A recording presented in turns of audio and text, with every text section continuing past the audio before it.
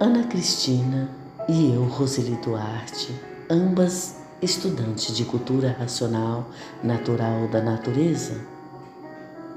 Eu, Roseli, venho para relatar uma leitura extraída dos livros Universo em Desencanto, página 74 em diante, do 128 do histórico. Agora os que já passaram a se conhecer continuam a viver dentro desta contradição. Não pode deixar de ser o que é e continua a ser o que é. Continua na mesma categoria em que está. Porque vive em contradição consigo mesmo, porque passou a se conhecer e não se apercebe da realidade absoluta, se mantém intransigente num ponto de vista da categoria em que está, vivendo contra o que conhece, para sua volta, para o seu verdadeiro mundo, o mundo racional, porque passou a se conhecer e continua vivendo como se não conhecesse. Continua a se manter com as convicções da categoria que sempre esteve, de bicho racional. Por quê? Porque existem os bons e os maus. Os maus mantêm seus pontos de vista como se vivesse sem se conhecer. Os bons que passaram a se conhecer modificam os seus pontos de vista, mas nem todos são iguais, todos são diferentes, e por todos serem diferentes é que são assim.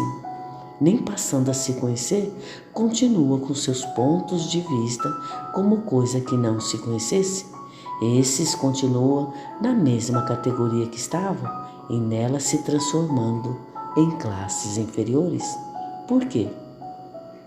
Porque tem os orgulhosos, os presunçosos, os egoístas, os vaidosos, os invejosos, os ambiciosos, os gananciosos.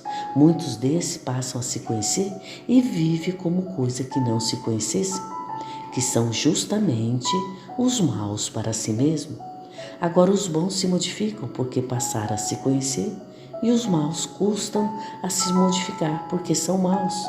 Os maus não reconhecem direitos, continuam na categoria em que estão.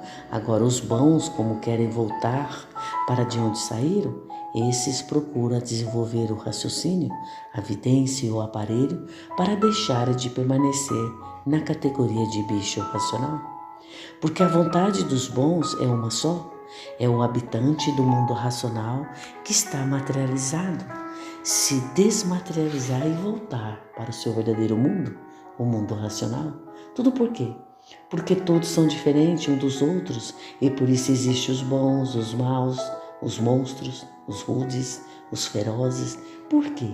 Porque todos são diferentes e por serem diferentes, são diferentes os pontos de vista de cada um. Os pontos de vista dos bons é um só, é o bem de si mesmo e de todos, mas nem todos são iguais, por ter os pontos de vista iguais, para terem os pontos de vista iguais, porque uns respeitam o que sabe, o que conhece e outros não. Tudo por quê?